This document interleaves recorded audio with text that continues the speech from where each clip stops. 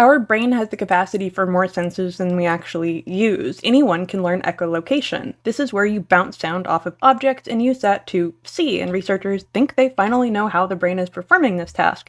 Also, yes, you too have the capability to do it. We have long known that a small percentage of people who are blind end up learning echolocation without being taught, and yes, it can be taught, and that could improve the lives of a lot of visually impaired people.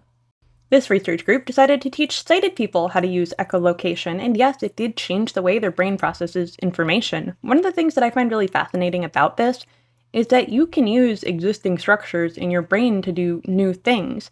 Yes, the location of objects were still processed through the visual cortex. This is something that's been used for bionic eyes, and yes, bionic eyes do exist. Lots of people got them. However, the company that made them went out of business, which is unfortunate.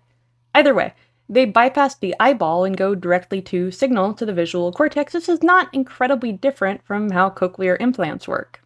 They bypass nerve structures and go directly to the auditory nerve. So yes, our brains are kind of in a vat and we get information from the outside, and that information doesn't necessarily have to come from the structures in our bodies that are designed to process that information. And yes, this does have a lot of applications for virtual reality, and that is both exciting and frightening. I mean, when I was a kid, I really wanted virtual reality. I wanted to be dropped directly into a video game, and now we're getting closer to that being a possibility. But as an adult, I realize that I really do need to stay physically fit. And there's also security risks when it comes to brain-computer interfaces.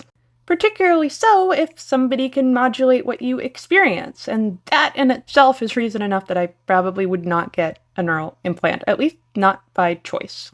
Please don't latch on to what I mean when I say not by choice. I mean that if it could help me overcome a significant disability, I think that would be a reason to get one. I don't think I would do it just for fun. Now, this research group wanted to see how information was processed on a more global scale.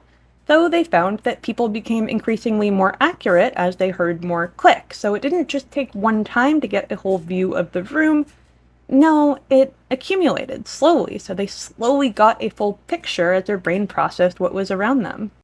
Also, just for the fun fact, bats collide with each other all the time. It's a common misconception that they're flying nimbly through the air. They're kind of figuring it out as they go too. Now, do know that roughly 1 in 200 people will go blind. So these are very real things to consider, especially as the world's population is getting older, because your probability of losing your eyesight goes up as you get older.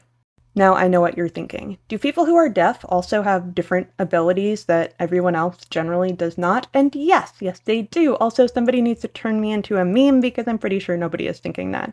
Well, I'm thinking that people who are deaf experience vibrations as music. They can learn to dance using that music, and you might enjoy the vibrations too, that bass, but this is the music. People have also tried to create a vibration-based language because, you can learn sign. It's not that difficult. It does change the way that your brain processes information, and there's more than one way to do that. What this all demonstrates is how plastic our brains are. If you are born without a limb, for example, you will adjust because your brain never makes the map of that limb.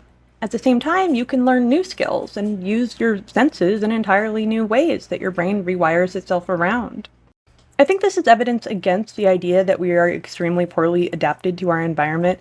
Well, yes, people get vitamin D deficiency quite often, as well as rickets and scurvy. Your brain is made to adapt to the best of its ability to whatever situation it's given. It's why mice and rats can learn to do things like teleport and move objects with their mind in a virtual world, despite the fact they would never encounter anything like that in their everyday lives. Your brain learns its new reality and figures out how to work with it. That also probably has some interesting implications for things like psychosis. So tell me, are you going to try to teach yourself echolocation? Because I kind of want to, but I also don't think I have the patience for it. At the same time, I do trip over my cat about 5 times a night. If the robots ever rebel, I will probably be the person to tell you about it, and I'm on their side. Follow for more.